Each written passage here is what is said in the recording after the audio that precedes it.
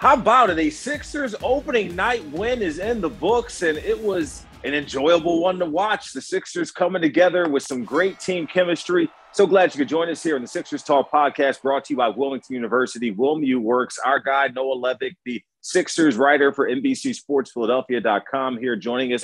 Ben Berry, our producer, in the wings for this podcast. And Noah, it started out really well. The second quarter was a little choppy, but the third and fourth quarters was what the formula Sixers fans have been waiting for. Is Joel Embiid sat the fourth quarter, and they got four guys and 20 points or more, and the Sixers get a W against the New Orleans Pelicans.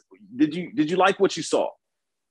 Absolutely, yeah. I think just first off, you got to say, to be frank, it was nice to focus on a basketball game for a night, and we have to acknowledge Ben Simmons wasn't there. He's suspended for conduct detrimental to the team, but it felt oddly normal, and like the Sixers were just competing and doing their thing. And of course, as I think we probably all expected, Joel Embiid set a really strong tone, 10 points in the first 5 minutes, and then Furkan Korkmaz, when he's got his game, he's a very fun basketball player who's capable of these game-changing spurts. Puts up 18 in the fourth, 4 threes, can't miss, is chucking up heat checks, and they're going down, and a lot of fun stuff in the Bayou for the Sixers. So yeah, couldn't have asked for a much better start to the season. As you said, some shakiness as you'd expect, given they're integrating new pieces. But the second unit was very impressive, not just Korkmaz, 45-17 edge for the Sixers bench. Both George Niang and Andre Drummond, I think, were as advertised. Niang knocking down threes and Drummond just gobbling up rebounds. 17 rebounds in like 19 minutes. So he's always been able to do that well, but this was vintage Drummond in that aspect of just anything in his remote vicinity, he was going to grab it. So a lot of positives on night one for the Sixers. Yeah, fantastic. And like you said, man, just happy to focus on basketball. And we need to just really give credit to the players, because sometimes it's hard to determine, what is, quote unquote, coach speak or just, lip service coming from the players. But they have said continually, from Joel Embiid all the way down the ladder, that we have good chemistry. We're playing well. This team is coming together.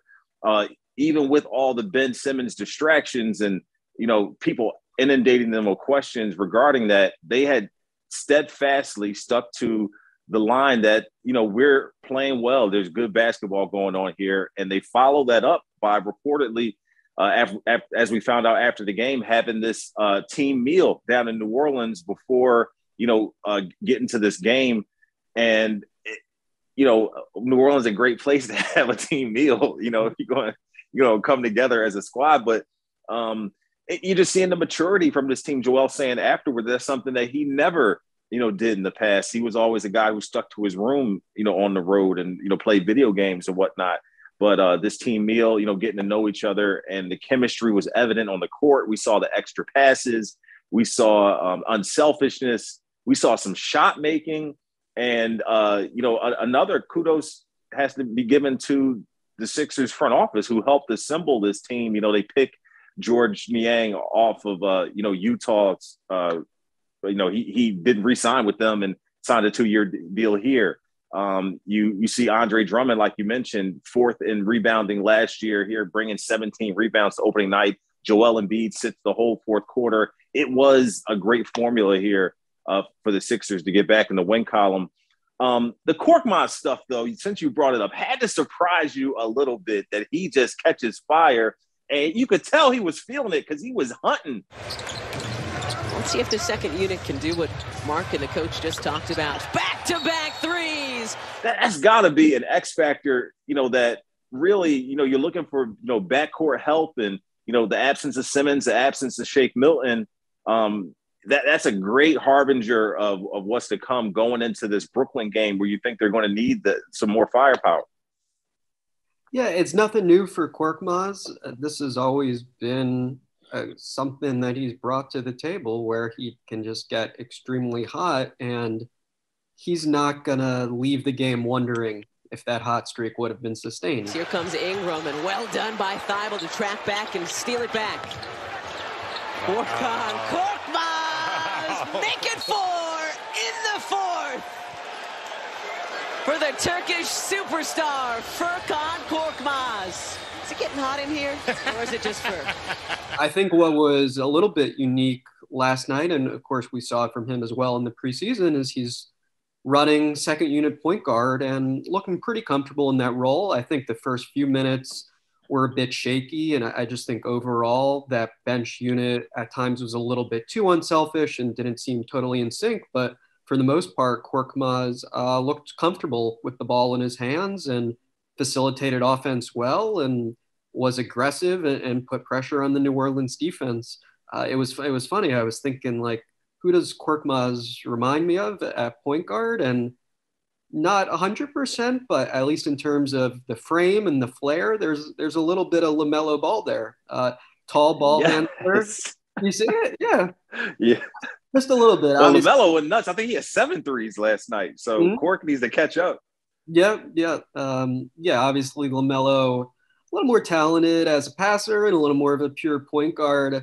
But just that kind of guy where when he's in the groove, your eyes are drawn to him, and he has fun playing the game of basketball and has some creativity and flair that he likes to show. So, encouraging from Korkmaz. I think just inevitably we're probably due for a cold game here or there, but the Sixers will ride the hot hand for as long as it lasts.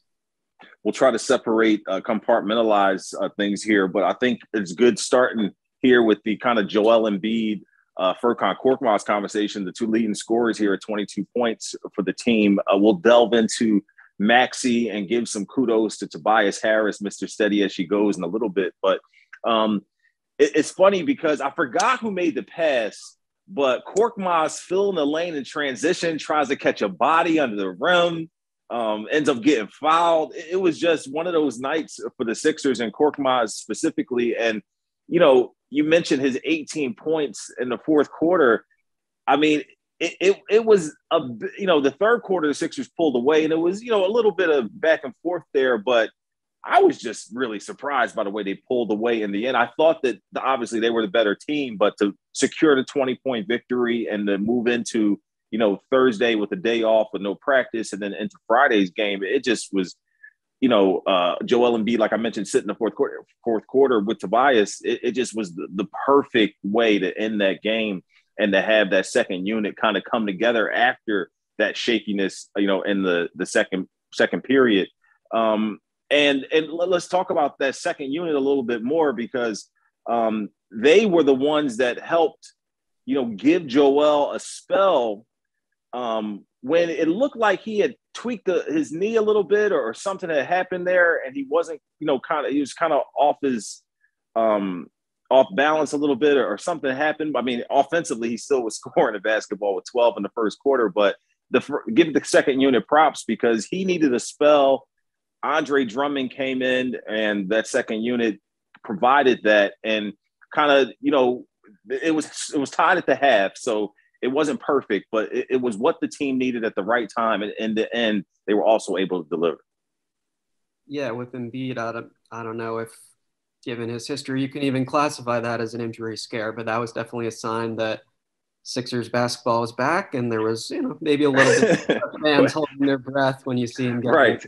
Fans holding their breath at Sixers basketball go hand in hand, right? Yeah, but I mean, outside of that, he looked very good physically. I thought he's clearly in good physical shape. Clearly, does not seem bogged down by the meniscus tear from last. No, they came out of the locker room. Him and Brandon Ingram going jumper for jumper, bro. Mm-hmm. Jumper for jumper.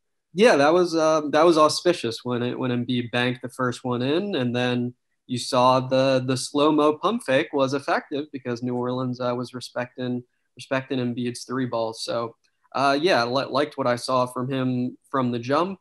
I mean, it was a little scratchy initially for the second unit, but I think we saw a lot of why Doc Rivers was raving about that group during training camp. Though there's not a conventional point guard with Shake Milton out because of this right ankle sprain. It's just a lot of players who enjoy sharing the ball, like to cut, like to move. It was kind of what we've seen from the preseason from Andre Drummond, where he's very enthusiastic about passing and he's skilled and has good vision.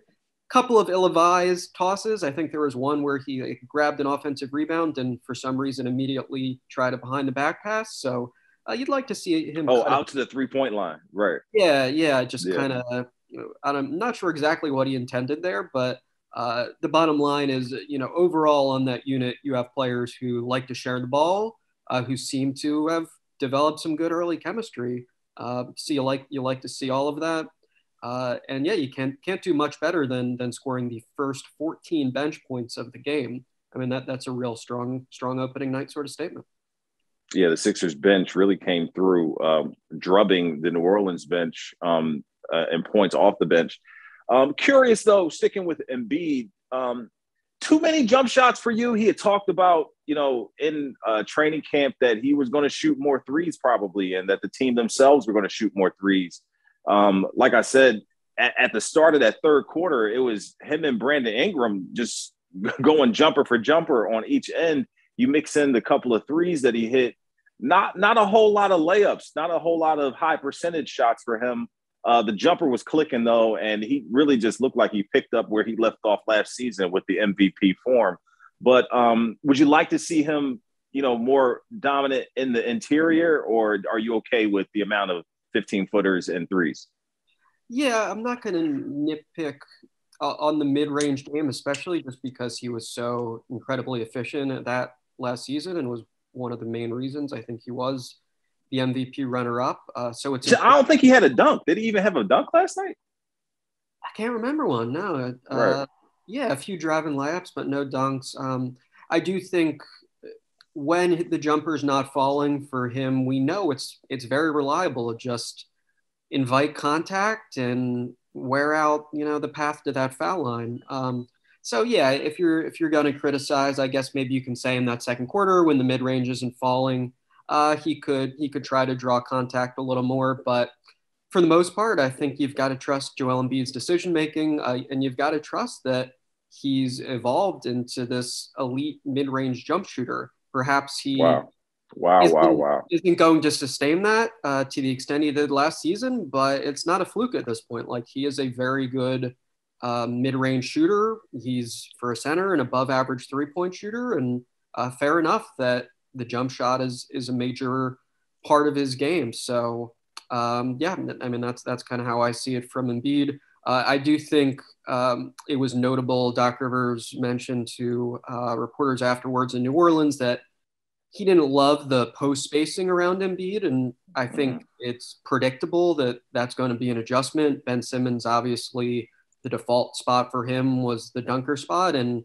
now you have guys like Danny Green and Tyrese Maxey who are standing there and are not necessarily comfortable with being anywhere besides outside of the arc when their center has the ball. So the spacing wasn't always perfect last night, and it's going to be an adjustment to figure out like where to stand and how to move around Embiid in the post. And perhaps over time that improves a little bit, and that makes life a little bit easier for Embiid down there. Yeah, I didn't think the spacing was correct on a lot of the double teams because he didn't have an easier outlet on some of those. But definitely something in Embiid's game that has evolved and changed and gotten better. And I'm sure, like you said, they'll figure that out as things go along because the lack of Simmons doesn't drag a defender, down there below the rim where these other guys are on the outside. But to a point you just made, and we don't have to belabor it, but Embiid becoming an elite mid-range jump shooter, his game has evolved and changed and grown in the years that he's been in the NBA. And you look at the Ben Simmons situation, and so much of the issue is people are asking for that same thing from Simmons, but he's not willing to do that. So I just want to make that example of just what the commitment is to being better at basketball from a player like of Embiid's status and how that has propelled him into this MVP conversation and this elite level of shot making and being an NBA star where you're not getting that development, and that growth, from Ben Simmons. And you see in other players as well, Tyrese Maxey, which we'll get into, Tobias Harris as well, the growth and the transition they've made from where they started to where they are as now as NBA players. And that's what you're looking for from Ben Simmons, but the payoff just isn't there, and it hasn't been in the growth in this game. So you feel me on that? Yeah, no, it's a fair parallel.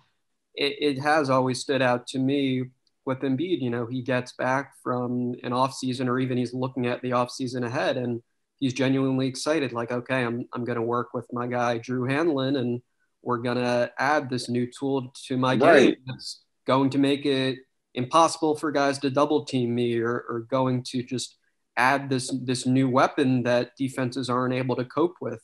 I believe it was a season or two ago, he added that the fadeaway. He really worked on incorporating that to his game, and you saw defenders really struggled to guard that. And you can just see it's something Embiid savors. Like, okay, I have this weakness, or I have this area that defense is going to attack, and they're not going to be able to do that anymore once I put in the time to address that. So yeah, absolutely, he deserves praise for it. And yeah, fair enough to say that Ben Simmons has not evolved in a comparable way. And I think it's just worth mentioning just how average Joel can make opposing centers look. Like Jonas Valanciunas, he got the new contract before the game. He's what was he, third in the league in rebounding last year? But for some reason, he's out there missing bunnies, just not looking comfortable, with Joel out there. And, the Sixers helped use that to propel them to victory. But I think he was like 3 for 20 from the floor was Valanciunas, just looking bad out there. So, credit to Joel for also being involved in that as well. Yeah, I mean, something that did come to mind last night, in part because Valanciunas shot 3 for 19 and couldn't buy anything around the rim. 3 for 19. Yeah, but assuming the Sixers are moving forward here without Ben Simmons, there's a real opportunity for Embiid to highlight his defensive value. So, of course, in those individual matchups, he tends to get the better of the opposing center, but I think we also saw last night he's probably going to have to do a bit more as a rim protector. And we saw that he mixed it up in pick and roll coverage. He did hedge some, he did blitz some. The default was still the drop coverage, but he showed off some of that versatility and the exceptional movement for a 7-foot, 280-pound guy. And I think, if the Sixers are a Ben Simmons-less team for the duration of the season, a lot of folks are going to be more aware of just how immense an impact Joel Embiid has defensively. Ready to make a move? A Wilmington University education can take you where you want to go. WilmU works online or in person. Learn more at wilmu.edu.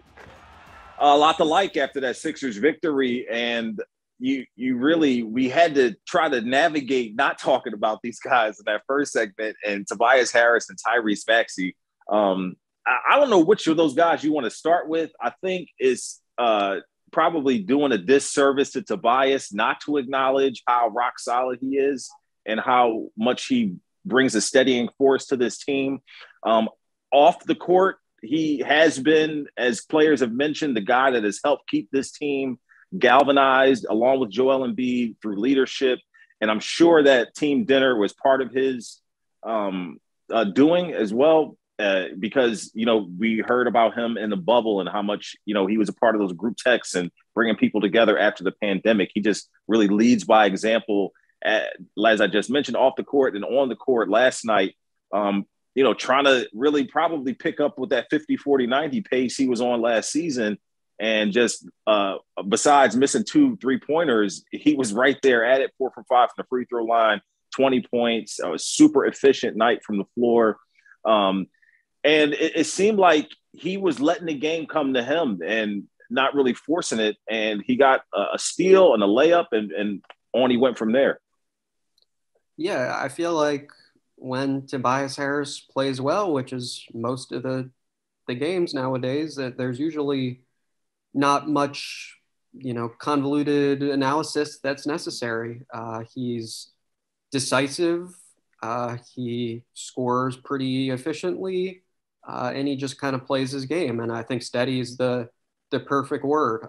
He's really reliable for the Sixers, which, given all the uncertainty and chaos around these teams, as you said, is important on and off the court.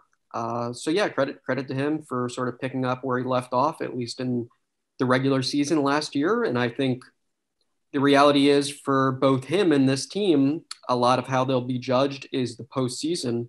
And that will be a major test for him many months down the line. But yeah, for now, encouraging start. Nice too, given that he was sidelined for a bit with this right knee. Yeah, absolutely. Yeah, and the right knee was an issue last season as well. So I think perhaps you did wonder whether he would be at all compromised physically, but that absolutely was not the case. I think he looked as explosive as he usually does. And the Sixers did a good job of finding mismatches for him in the post. And he was Tobias Harris. So that's the bottom line. Yeah, and it's just from watching the other shot makers out there, it felt a bit like they weren't as dependent on Tobias hitting three-pointers as they had been in the past, where at times he might have been one of the only guys on the floor, particularly when he was running with the second unit last season, that was making threes at a clip that you could be, expectant of it. And here, last night, George Niang obviously hitting, Furkan, Seth Curry. It was a lot of Joel Embiid. It was a lot of guys, alleviating some of that load. Not that it was a huge burden for him, but it was definitely a point where I feel like I really looked at Tobias to be the scoring on the floor at times. And I didn't feel that way when his shot from outside wasn't going down, that it was, I didn't feel as desperate or desperate for the team, so to speak. Did you notice any of that? Did you feel like the team as a whole kind of really contributed to the shooting success from the outside, and he didn't have to, carry as much of that weight?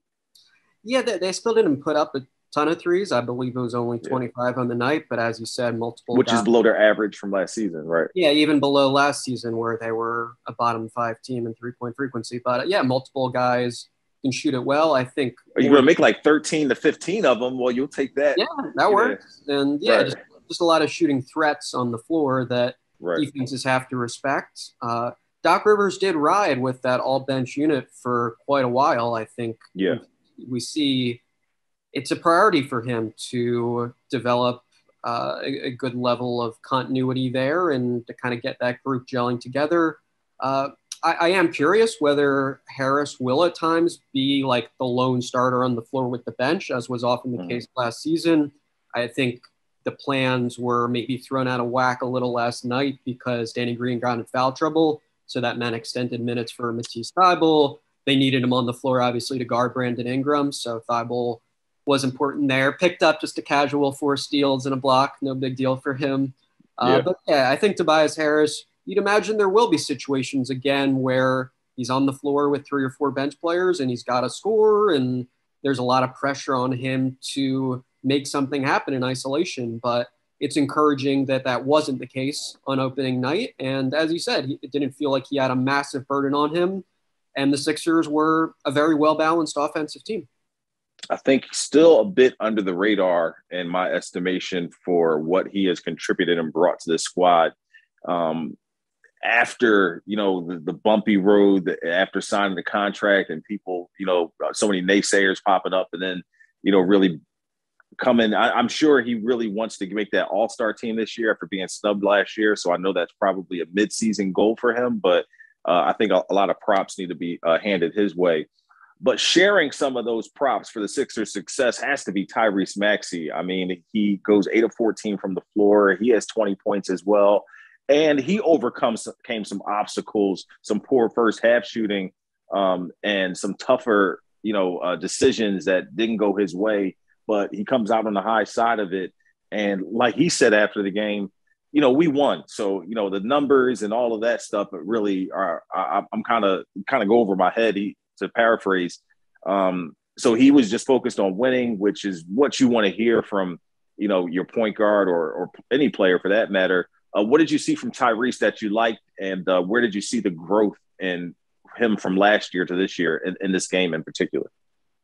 Yeah, I liked that from the start of the game, you didn't get the vibe of, oh, wow, Tyrese is the starting point guard, and this means there are these massive, unfamiliar responsibilities on his plate. And I think credit there goes both to Doc Rivers and to the Sixers star players for being focal points of the offense, and therefore Maxey actually not handling the ball as that much. So I think a lot ran through Joel Embiid and Tobias Harris in the post. I think the team as a whole did a nice job of playing in transition and not needing a ton of half-court possessions.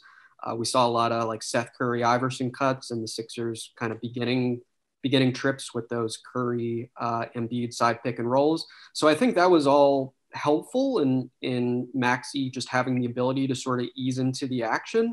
And then I think Maxey also deserves a ton of credit for just being really sharp and playing his game and picking his spots effectively.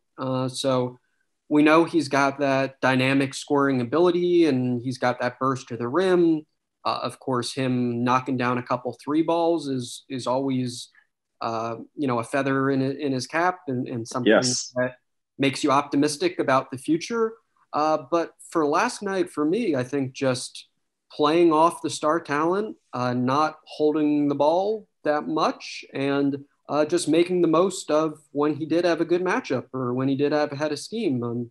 So, yeah, you can't do much better for him than 20 points, 7 rebounds, 5 assists, I believe only 1 turnover. And, yeah, just whatever's thrown his way, he's just extraordinary in his ability to adjust to it and look like it's well within his capacity to handle. So, well done by Tyrese. Hey, man, it has been a long time since the Sixers have hit so well in the draft with Thibault and Maxey and back-to-back drafts. You would hate and see why the Sixers have coveted Tyrese Maxey, and you would hate to see him be the thing that would have to be a kicker in a trade with Ben Simmons or something like that, because you can see the development and how far he's coming along here with this team. Maxey, great job filling in, and he's been running with the first team all during training camp because of Ben Simmons' absence. A guy who had an incredible preseason, but didn't have a great opening night is Isaiah Joe. I wanted to talk about him a bit. He had a tough time, getting the ball up the floor at one point and got subbed out. He ended up with 0 points, didn't connect on any of his shots. Danny Green got into foul trouble, and I think that really what resulted in his donut. Isaiah Joe, it seemed, had a bit of a short leash. Did you think that you would see more from him, considering 15, 18, 20 points in the preseason? I forget what he had in the last game, but did you feel like you would see more of him, and were you surprised that he didn't rise to the occasion? No, yeah, I'm not going to read too much into it. I think, yeah, on a night where the Sixers had 4 guys score 20 plus points, like everyone can't do that. Not everyone's going to shoot the ball that well. I think as far as what would be like a more valid longer term concern with him is, as you alluded to, kind of dealing with the ball pressure. And even though he did put on muscle this offseason, like he's undersized, he's, I believe, 6'3", and he doesn't weigh a lot.